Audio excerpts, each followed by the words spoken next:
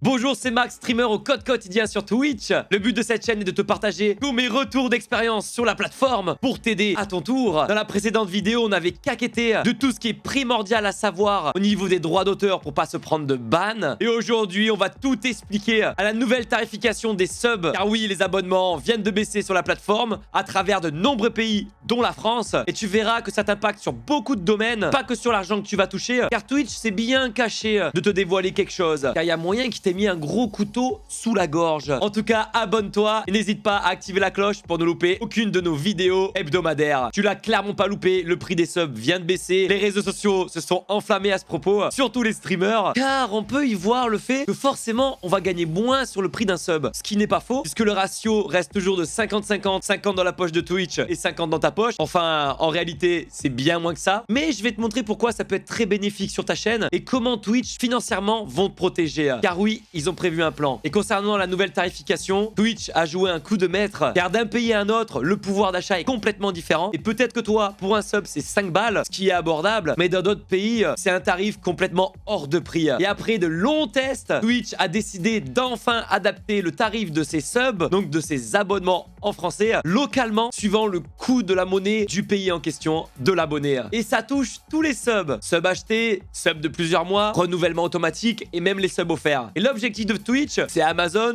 c'est de ne pas perdre d'argent. Clairement pas. Au contraire, d'en gagner. Et comment ils pourraient en gagner? Eh bien justement, sur le long terme, plus de personnes achèteraient des subs. Donc la plateforme va voir son nombre d'abonnés augmenter, car le sub va devenir accessible dans de nombreux pays. Et même en France, où on a quand même un pouvoir d'achat pas dégueulasse, je vais t'expliquer de combien il a diminué suivant la plateforme. Et forcément pour Twitch, plus d'abonnements, plus de démocratisation derrière, car ça va devenir un réflexe plus facile pour le viewer. Forcément, Twitch gagnera plus de pognon. Ah bah c'est Amazon, hein, ils font pas ça pour le cœur. Hein. Te mets en description si tu veux voir la liste des pays concernés. Alors en France, les subs tiers 1 passent de 4,99 à 3,99. Les tiers 2 de 9,99 à 7,99. Et les tiers 3 de 24,99 à 19,99. Et l'excellente nouvelle, c'est que les prix par contre ont énormément diminué sur mobile. Car il faut savoir que sur iOS et Android, il y a une taxe de 30% que Twitch doit payer à Apple et à Google sur chaque sub acheté. Du coup, ils sont pas embêtés. Ils avaient monté le prix des subs à 7 €. Et là, aujourd'hui, le tarif est descendu à 4,49 €. Ce qui est énorme, parce que si tu regardes bien, si tu devais appliquer 30% de taxes, eh ben normalement le prix aurait été plus élevé. Donc ce qui signifie que Twitch, sur le tarif des subs mobiles, prendrait théoriquement moins de 50% pour justement proposer un tarif ultra compétitif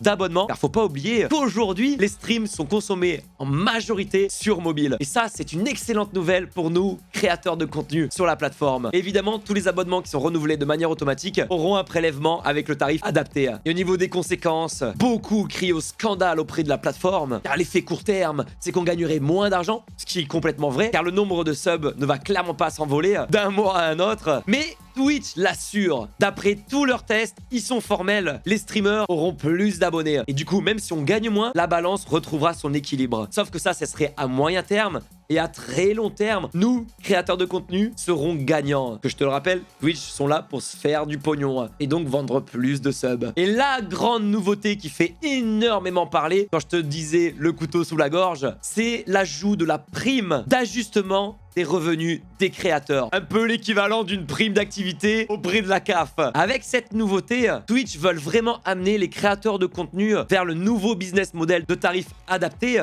car c'est clair qu'avec cette nouvelle tarification, on va d'un coup gagner moins. Et pour éviter que les streamers perdent trop d'argent, ils sont prêts à te dédommager via cette prime. Et pas qu'un peu, puisque Twitch, on veut clairement annoncer noir sur blanc, s'il le faut, ne prendre aucun centime d'un seul sub pour te reverser la totalité. Mais honnêtement, avec les tests qu'ont annoncé Twitch, je me fais pas de soucis sur le long terme. Mais du coup, comment marche cette prime? Tout est basé sur un seul indicateur. Tu peux trouver cette statistique tout simplement dans ton tableau de bord. Ensuite, analyse, statistique de la chaîne. Et là, juste à droite, d'où viennent tes revenus, tu as ton propre indicateur qui est calculé suivant tes stats. Donc ne le compare pas à d'autres puisqu'il est individuel. Mais comment les calculer? En fait, Twitch ont pris la moyenne de d'heures streamées de tes 3 derniers mois pour t'imposer un nouveau quota à réaliser et ont aussi fait la moyenne de tes revenus sur les 3 derniers mois. Et sur un an, ils sont prêts à nous aider, streamers et streameuses. Donc pendant le premier trimestre, si tu viens à gagner moins que ta moyenne des 3 derniers mois, ils te compenseront à hauteur de 100%. Et ensuite, c'est dégressif. Le trimestre d'après, donc de 4 à 6 mois, leur aide passe à 75%.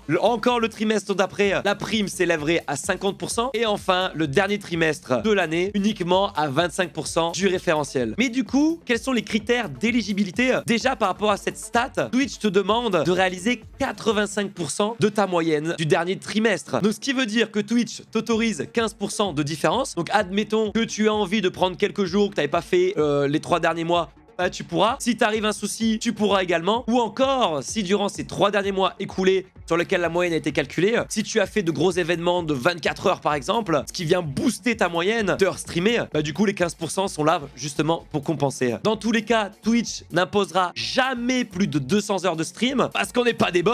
Et petite info à savoir pour les petits malins qui veulent gruger, évidemment que tes heures où tu as mis des rediffusions ne comptent pas. Alors moi je m'attends avec cette tarification localisée des subs, et bien qu'elles soient affectées aussi sur les bits, mais Twitch ont été formels, ça n'est pas prêt d'arriver pour le moment. Personnellement, je trouve que leur idée est hyper novatrice, même si on peut voir qu'ils nous attachent une muselière en mode vous avez pas le choix, faut streamer pour avoir des primes. Je pense qu'il faut plus le voir comme une aide et que justement, bah, pour être éligible à cette aide, il faut que ça concerne, à mes yeux, des streamers et des streameuses qui se donnent vraiment les moyens de réussir sur la plateforme et pas des créateurs occasionnels. Donc au final, pour ceux qui s'arrachent les plumes, on sera clairement éligible parce qu'on va pas s'arrêter d'un mois à l'autre de streamer et que justement cette idée est très maligne de la part de Twitch pour nous aider à nous accompagner au niveau du changement parce que oui, clairement, nos subs vont pas s'envoler d'un mois à l'autre suite à cette nouvelle tarification et que ça va être vraiment un travail de fond, d'où l'idée de nous accompagner durant un an de manière progressive. N'hésite pas en tout cas en commentaire à me dire ce que t'en penses, à lâcher un like si ça t'a aidé, mais surtout à venir sur notre chaîne Twitch Chicken House car on y est en live tous les jours. Donc si t'as d'autres questions, c'est le moment. À la semaine prochaine pour une nouvelle vidéo.